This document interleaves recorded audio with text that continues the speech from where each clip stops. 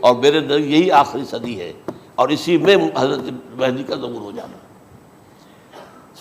سعودی عرب میں کوئی خانہ جنگی ہوگی کسی بادشاہ کے انتقال پر، اور پھر اس وقت یہ ظاہر ہوں گے، اس وقت ملک کے حالات کو سنبھالنے کے لیے لوگ ان کو زبردستی نکالیں گے، چھپے ہوئے ہوں گے ایک گھر میں۔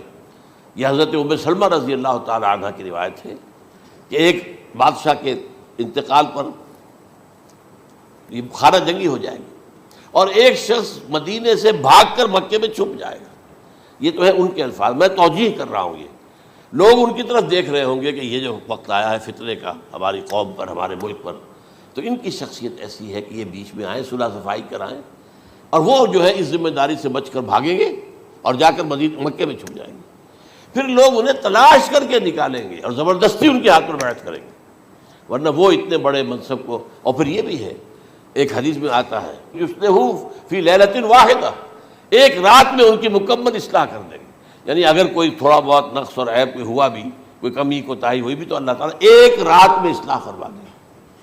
لیکن ہمارے نزدیک اس قدر کوئی خرق عادت ہے ہی نہیں۔ البتہ جو کہتے ہیں اہل تشیع، وہ خرق عادت ہے کہ ان کے 12ویں امام جو ہے وہ بچپن ہی کے اندر اس خوف سے کہ جو بنو عباس بادشاہ ہیں وہ ان کو قتل کر دیں گے، تو وہ ایک غار میں چھپا دیے گئے۔ اب وہ 1200 برس سے اس غار کے اندر چھپے ہوئے، اور اس کے بعد وہ ظاہر ہوں گے، وہ امام مہدی ہوں گے۔ اس میں خرق عادت ہے، لیکن میں یہ کہتا ہوں کہ محض خرق عادت کی بنیاد پر ہم اس کی نفی نہیں کریں گے۔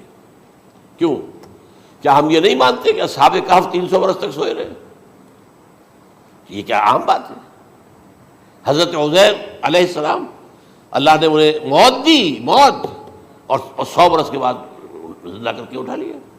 تو خرق عادت حضرت عیسیٰ کو ہم اتنا بڑا خرق عادت مانتے ہیں کہ اٹھا کر آسمان پر، تیسرے آسمان کے اوپر ہیں، موجود ہیں، اب بھی ہیں۔ شب معراج میں تیسرے آسمان پر حضور کی ملاقات ان سے ہوئی۔